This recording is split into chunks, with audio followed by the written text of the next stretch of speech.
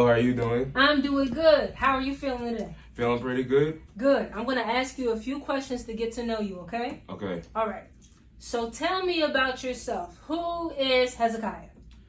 My name is Hezekiah. I am the son of Angela Campbell Phelps and Christopher Phelps. I am the grandson of the Reverend Wilbert Campbell Jr. and the late Carolyn T. Turner Campbell. I am a third-generation Baptist preacher in my family, with my grandfather being the first, who's a pastor, and my mom being the second, and I'm now the third. I love playing the drums. I had a huge love for the Lord. Didn't think I would end up preaching because I used to mimic my grandfather preacher, but now I'm at this moment where I accepted my call, and I have been licensed to preach since March of this year. So life's been pretty good, and I'm a rising senior. I'll be graduating from Largo High School in May of 2025. I'm also the percussion section leader of my school's marching band, and that's pretty much it Oh about my me. goodness. Wow, you said a lot there. So you're in high school, you're a rising senior, so that makes you how old? 17, I'm going to be 18 in October. And you're already a licensed minister. Mm-hmm. That's beautiful. So how were you introduced to the Lord? Well, I was always raised in church. I went to church every Sunday. Every Sunday. I can't name one Sunday where I missed when I was little. I think I did miss a few times as I got older due to sickness or something else, but when I was younger, I don't think I ever missed church. I always had a desire to go to church. Even when the pandemic shut us down, I still wanted to be in the building because it was something about being in the building, around being around and fellowshipping with people. It makes your burden feel lighter when you got to go through the whole week. But if I had to say how I got introduced to the Lord, mainly because it was my grandfather. I mean, my mom raised me, but it was seeing my granddad preach. And even every time that he would preach and every time he would start hooping and closing at the end of his message, I always was the first one to stand up when I was little. And then it was at the age of 10 when I accepted the call. He wasn't preaching, but I felt like God was calling me, so I went up to the altar. And it started all from there. And we're led up to here right now. So your grandfather is one of your biggest supporters and influences. Mm-hmm. I love to hear that.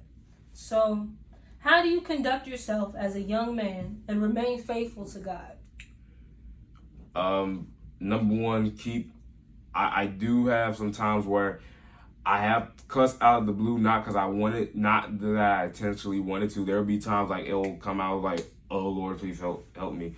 So it's little stuff like that. I was like asking the Lord to like help me through certain situations of the day to keep me from doing wrong. Even when I do fall short, I still need Him to work on me because none of us are perfect, and Christ didn't call us first to be perfect. He just wants us to have a relationship with Him. That's right. And the progress will follow. But He's worried about our relationship before He can get to our conduct of behavior. So that's one of the things I also like to minister, not preach a full sermon, but at least give the full basis of the gospel, which is John 3:16. I have this one friend who's in the LGBTQ community, but she respects all religions. And one of the things I like about her is that even though I'm a Christian, she doesn't condemn me or anything, and we don't condemn each other because we both believe as human beings, God created us to have companionship, and He doesn't want us to hate each other because God doesn't hate us, even when we have messed up. So I do my best to represent Christ, but not be too overly religious, but also don't shy away from the truth. And have fun. God doesn't want us to be miserable in our faith walk. Have fun with your friends, have fun with your family, but make sure that even in the midst of having fun, don't make it too overboard when you are trying to look like the world, because we're supposed to be called to be separate from the world. So, yeah. So my last question for you is, do you have any encouraging words to offer someone who's unsure about who God is? I would, the only thing I could say is just because somebody who claims to be a Christian and they misrepresent Christ, don't let that detour you from Christ. because they were using Christ's name to be a hypocrite.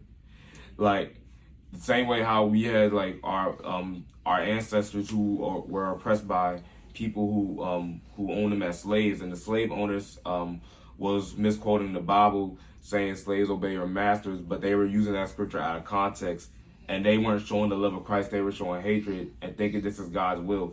Even like during or after the American Revolution, there was this thing called Manifest Destiny. They were kicking off Native Americans in the west of the United States, saying that this is God's will, but they were using that to justify their own selfish means.